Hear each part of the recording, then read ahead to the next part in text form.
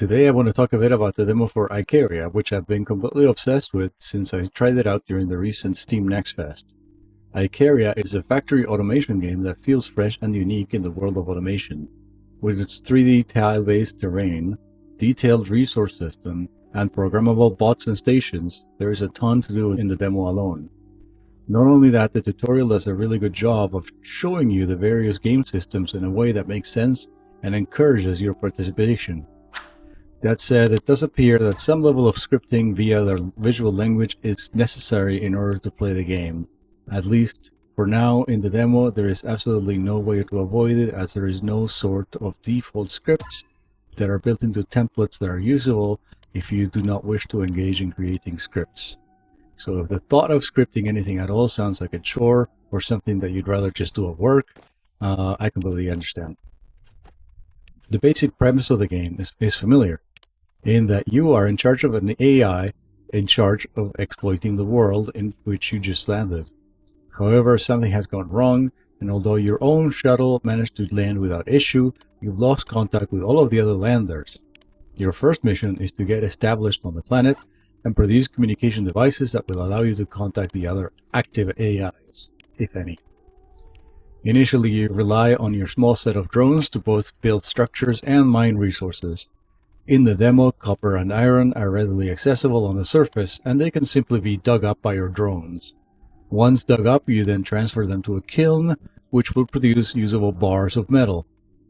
These can then be used in the 3D printers to produce engines, which in turn can be used in the garage to produce additional drones. The game uses belts without inserters, similar to Satisfactory, but unlike Satisfactory, this game uses a request system to manage logistics. In a nutshell, buildings will request the resources they're looking for based on what you see when you set them to produce. The next building down the line from the belt will then place those resources on the belt, and if they don't have those resources, they will request them themselves. These can create a chain of requests, and provided that those resources are stored somewhere down the chain, they will make their way up the chain. By default, everything is set to automatic and will work fine that way, but the game does encourage you to think about the impact of your belt setups. In the demo, I quickly found that I had to manage my resources somewhat closely. Your initial expansion will quickly grind to a halt if you don't start producing power.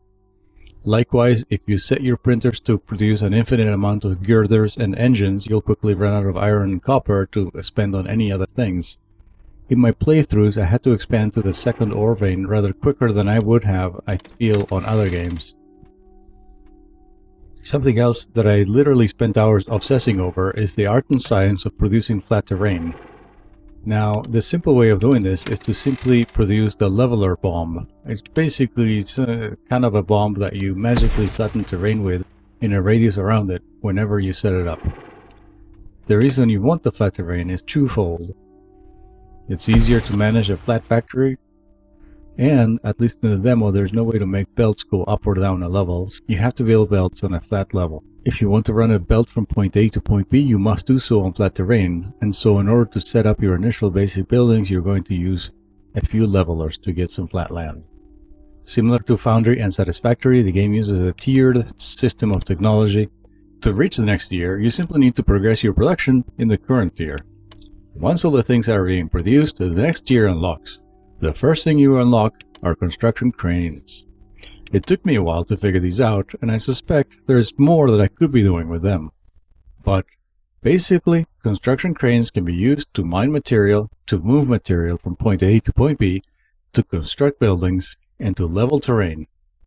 They are capable of storing up to 2,000 resources, which is twice the storage space of a small storage silo, but it's also 10 times less than a medium one. As I mentioned earlier, the terrain of the game is made up of tiles. These tiles are 1 meter by 1 meter wide and 0.2 meters in depth. The terrain is made up of different materials such as silt, mud, dirt, limestone, organics, and many more. These materials can be later refined into new materials such as clay, sand, and cement, just to name a few. And that's the reason you want to be flattening your terrain using cranes and not levelers. Because you see, when you use a leveler, terrain becomes flat and accessible, sure, but you don't get any of those resources. Cranes can dig up the terrain, flatten an area while collecting all those resources. They can also use those resources stored in... I keep repeating the word resources. Anyways, you can use them that are stored in your crane in order to fill any holes that need to be filled in order to reach the level of that you've set it to.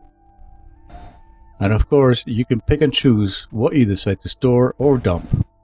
You can do that via the scripting language. Here is an example of one that I built that will dig down a column of terrain tiles until it reaches the same level as the base of the crane. It will then also fill any holes that are below that level of the crane, and if it gets too full to take on more resources, it will dump them into a nearby storage. Likewise, if it's trying to perform a landfill, but it doesn't have enough resources, it will take a limited number of resources from storage in order to continue working. I found the process of working out what I wanted to do, how to do it best, very satisfying. But again, as I mentioned before, I'm not a programmer, nor am I super into creating scripts, so your mileage here may vary. For me, it was fun. Let's talk a little bit about organic resources. In the demo, the only way to produce additional power is by using bioreactors. These utilize organic material and they convert it into electricity. Using cranes or drones, you can strip the land of grass, process it into bales, and then feed those into bioreactors. You will notice that when you pick up resources, many are divided up into tiers. These tiers explicitly show you how much of a base resource each tile contains. So for example, dirt that is tier 1 contains 10 units of sand, but dirt that is tier 5 contains 6 units of sand and 4 units of biomass. The biomass contained in dirt matters because trees require a certain amount of biomass in the soil in order for it to grow. Different trees have different biomass requirements. Logs harvested from cut down trees are then used to produce coke, which you can use in order to make steel. So before long, you'll be investigating the creation of a tree farm. The complexity of the game is eased somewhat by its readily accessible documentation. While I do think the UI could stand being cleaned up a bit, I found the documentation contained here to be very valuable. While playing the demo, I found myself constantly second-guessing my setup. I actually routed all resources into storage one time, tore down my entire base, and rebuilt it. And then I ended up doing the same thing a little bit later. Generally, I find that games that make you rethink your approach after you learn new things to be games that are worth playing. Because I don't want to turn this demo overview into a detailed video tutorial about how the game systems work, I'll just quickly summarize a few more features that are worth noting. You can assign each type of unit to roles that you then define in order to quickly assign them to specific types of work. Scripts that you create when a unit is assigned to a role will attach to that role, and if a script update is needed, all of the units assigned to a role will be updated when that script is saved to that role. How many times did I say role in that sentence? Too many.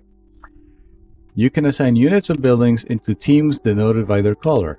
This enables you to create, for example, a script to mine things, and then denote what's being mined by assigning those units to a team. You simply mark areas as copper areas and assign miners to the copper team, and they'll mine the copper area. Or you can assign them to the iron team, and then they'll mine the iron area without needing to write different scripts for each resource. Maps are generated via seeds, which is great for replayability. Hopefully they will add more fine-tuning settings to game setup for the final game, such as how flat you want your land to be, or how many resources you want in the starting area, or those sorts of things. My main source of frustration with the game has been its camera. I often found myself wanting to zoom out high above the ground in order to look for resources, but doing this is exceedingly slow as you have to use the mouse wheel. There's no zoom acceleration, so zooming all the way out takes time, then likewise you have to zoom back in. There is at least a system that I eventually found where you can save your camera positions, and I think if I had found this earlier it would have made my playtime a lot easier, but as it is, I really didn't mess around with it until much later, as I thought it was just a system that would be used for creating in-game movies and such. In any case, if you're still watching, I hope that I've convinced you to go and take a look at this demo. I don't see enough people talking about it, and I feel that this is really an interesting one. Thank you for watching, and I'll see you on the next one.